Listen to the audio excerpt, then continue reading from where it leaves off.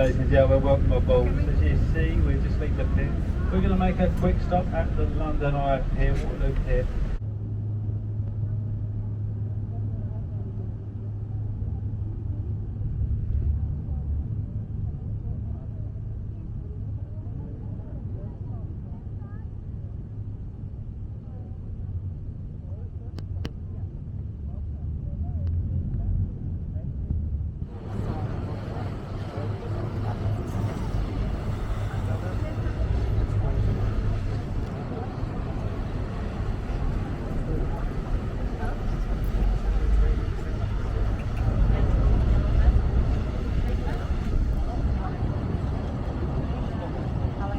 Big Ben is the name of the bell inside the tower.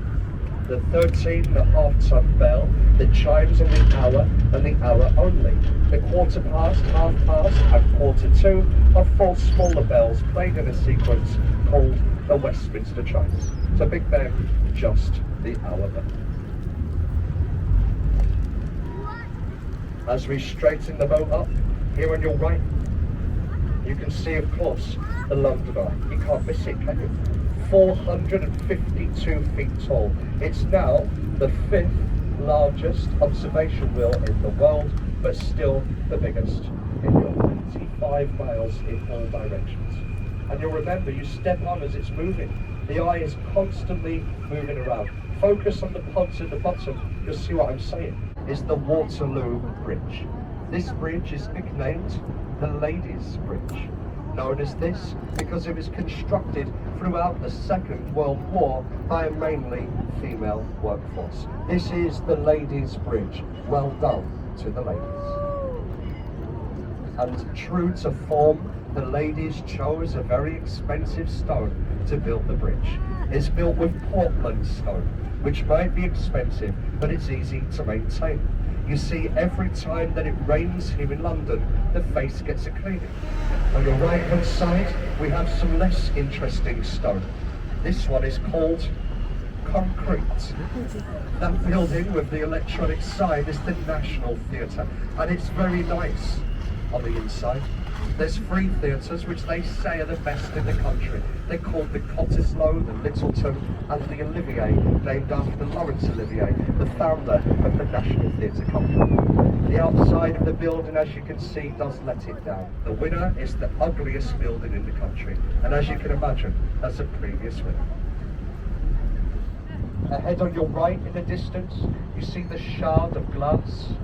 And here on your right, closest to us, this one got a funny nickname recently. They call it the Kim Kardashian. I'm not too sure why. I think it's because it's worth a lot of money and it's got nothing up top. The Millennium Footbridge is ahead of us. Follow it along to your right. The large brick building with the brick chimney is the old Bankside Power Station. Not a power station today. Now the Tate Modern Art Gallery. If you like modern art, that's the place to go. I don't think I understand modern art, but I've been in there, I had a good look around, and I saw 10 Pablo Picasso paintings. I've never seen one of them before. It's worth it for that alone. As I say, it's free of charge to go in most parts of the gallery. But we find most people prefer the performing arts. And here on your right, the white building with the thatched roof, the replica of Shakespeare's Globe Theatre. It opens only throughout the summer, and they reenact Shakespeare's traditional plays, all played out in their traditional style. There is no lighting, no sound amplification, and all the actors dress in a period costume. Worth the visit, but only opens during the summer. And further inland on your right is the Borough Market. If you've done any research about London and you've seen some of the street food, it was probably in the Borough Market. Very, very popular, very famous. I'm sorry to say, but one of my friends said also that is where the train goes past the window. I said, if I told people that, would they know what I mean? He said yes, so I don't know if it makes sense to you. Here on your right is a small pirate ship in a dockway, the replica of Sir Francis Drake's ship, the Golden Plate. Drake was the first English captain to circumnavigate the world, and he did so on a ship exactly like that one with a crew of 80 men. And ahead of the boat is a famous bridge. Is anybody going to shout out the name of this bridge? That's it, let yourselves go. London Bridge. This is it. Probably not what you expected to see. The Shard. 1,017 feet. It is the biggest building in this country, and you can go to the top of that building and look out of the window. You'll pay £30 each for that privilege. It's a lot of money, isn't it? And on your right hand side, a large grey warship, the HMS Belfast, the largest light cruiser ever commissioned by the Royal Navy. It weighs 11,500 tons. Saw action throughout the Second World War. You go all over the ship. Look, there's people climbing up to the radar at the moment. No doubt there is people in the engine rooms. It's well worth going on there, especially if you've got young, energetic children. On the front deck is 6 large guns. There's also 6 on the back, and each gun is capable of firing those young, energetic children for 14 miles. That screaming child would get to its destination in 40 seconds, meaning it travels over 500 miles an hour, reducing the time on the school run and helping with congestion here in London. What is most worrying is the amount of time I spent thinking about that.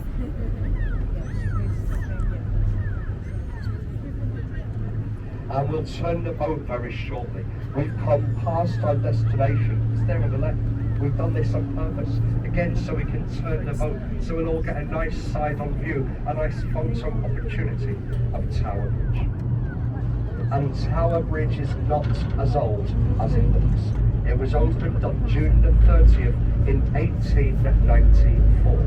A steel and iron, part suspension, part masculine bridge, bricked up archway with the words above it, entry to the Traitor's Gate.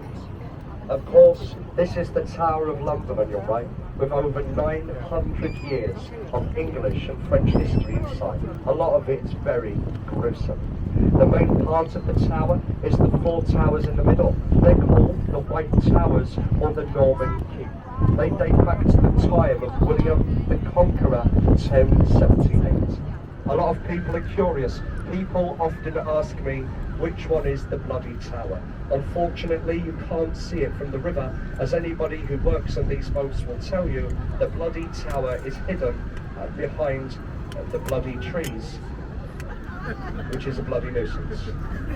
And on that bombshell, I'm going to conclude this commentary. It is probably best, I'm sure they will.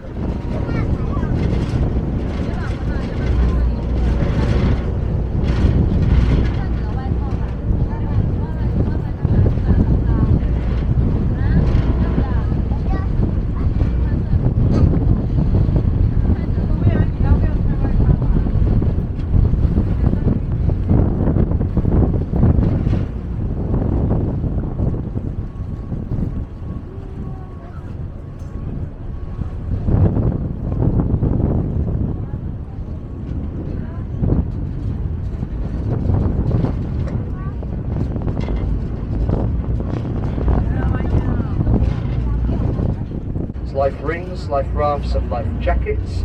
They're stored around the boat, clearly marked with a cream and green sticker. The crew, of course, is fully trained or we wouldn't be here. In the unlikely event of there being an emergency, all we ask is you remain calm, remain seated, take instructions from us.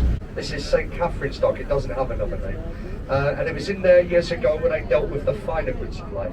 Spices, silks, ivory, even gold and silver was taken in and out of there when the Royal Mint was at the Tower of London. Today it's a luxury yachting marina. There's many nice restaurants in there. There's a lovely pub called the Dickens Inn.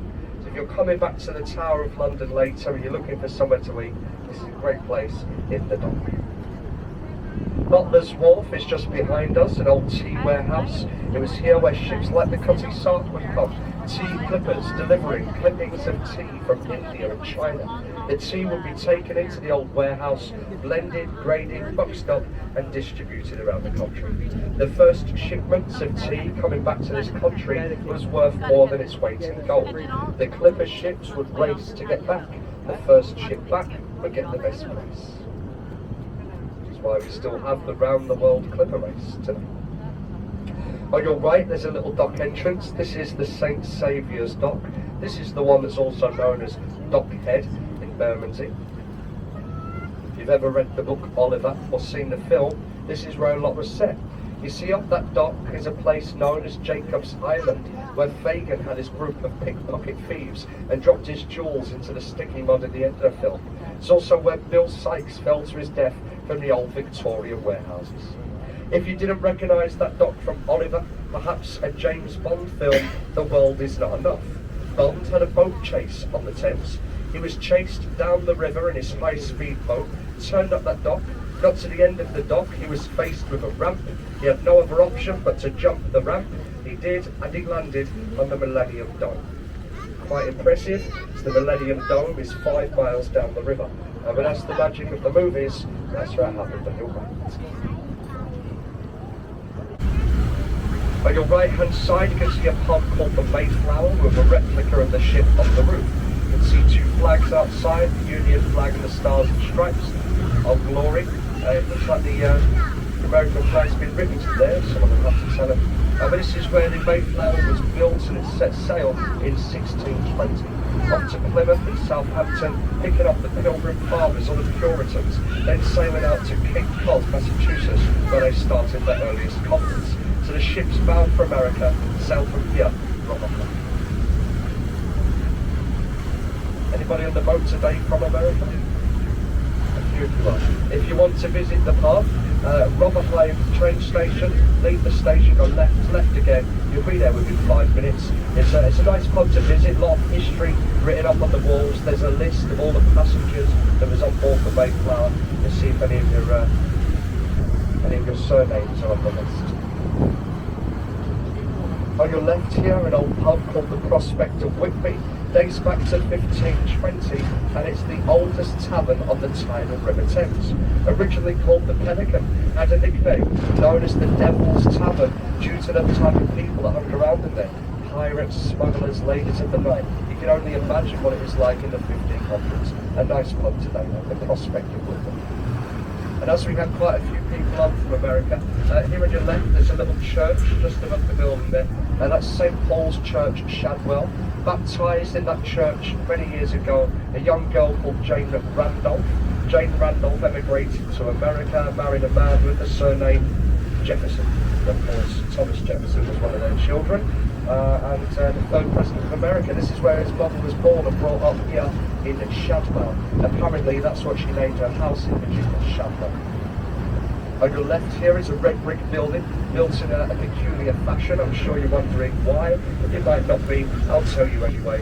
That building was designed like this, so that most of the apartments have got a river view. It's a very clever idea. As you know, just a glimpse of the Thames will up the price of each apartment. Somebody made a lot of money out of that building. I'm sure you'll be pleased to know. And it stands on the site of an old warehouse, Free Trade Wharf. There's a warehouse here on your right, Globe Wharf. And the most famous wharf we'll pass today is ahead of us, just off to the right, Canary Wharf, of course. And it isn't a wharf anymore, a wharf being a warehouse where you would load and unload cargo onto ships. It's mainly offices, but there's shopping centres over there as well, and many restaurants. And it's only a short train journey from Greenwich where we drop you off if you're interested in going to that.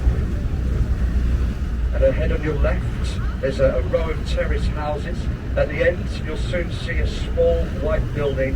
It has its name upon the building. It's called The Grapes. It is a pub, and that is where Charles Dickens lived for many years whilst writing his novel Unusual. Dickens was familiar in this area. And as we come around this next bend, we enter Limehouse Reach, or as it's sometimes nicknamed, Windy Reach. So hold on to your hats as we go around there. You'll notice as we go around, all we'll see is luxury apartments, blocks of flats. That's all we'll see until Greenwich pretty much.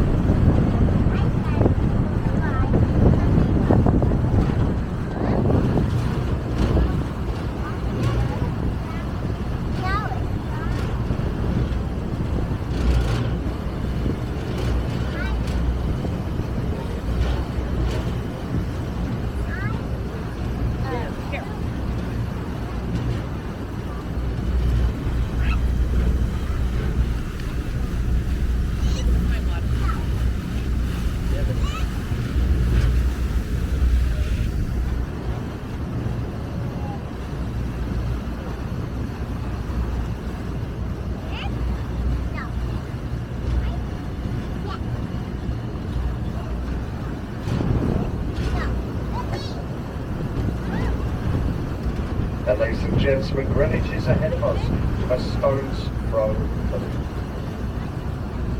You can see at the back of the ship, there on your right, all the coloured flags.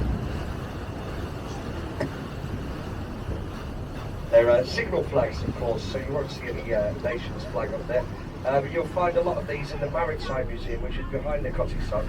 Look on top of the hill, you can see the green dome of the Royal Observatory. Next to it is a red brick building with a T-shaped mast, a red ball at the bottom.